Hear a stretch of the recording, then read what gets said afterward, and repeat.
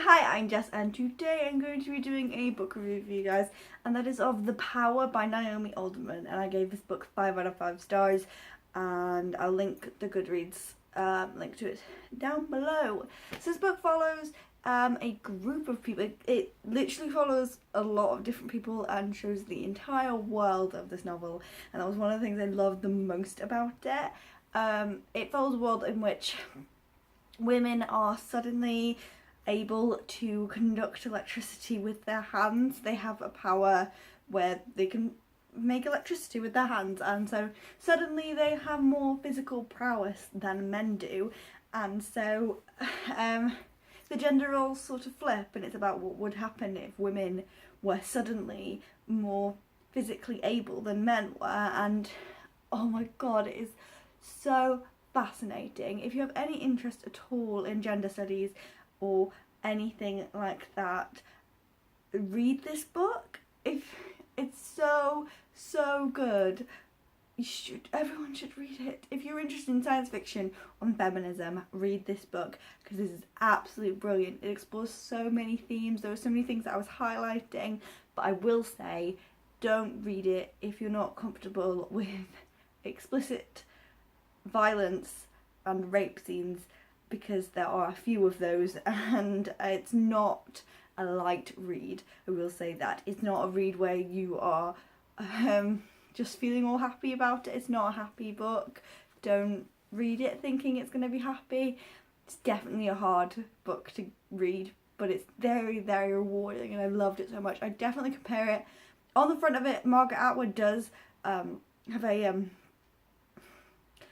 blurb thing on it, and I will say it is very much like The Handmaid's Tale in its gender roles exploration, and I loved that about it. It had all the bits of Handmaid's Tale that I enjoyed, but I really feel like I enjoyed this one more. It's definitely becoming one of my favourite books, and I have so many thoughts on it. I'm just exploding with thoughts on this book. It very much explores the idea that if we started life as humans over from scratch, and we started society from scratch, what would life be like if women were the ones with the physical power? So would the genders just be the same, but the other way around? Would men be afraid of rape more than women will, and be afraid of walking alone in the dark? And would the gender roles just be swapped the other way around, but society would be exactly the same? And it's really, really interesting to read through, and there's lots of wars, and you see from lots of different perspectives. So there is Tund, I think that's how you pronounce it. He becomes throughout the novel a journalist, and goes to all these events that are happening around the world, and you really get an inside view of everything that's going on in the news in the other characters' lives. There is Ali, who at the beginning escapes her abusive home thanks to her power, and starts a church that has a very big following. And there is Roxy, who at the beginning witnesses her mother's death really violently and has to deal with that. And there is I've forgotten her name.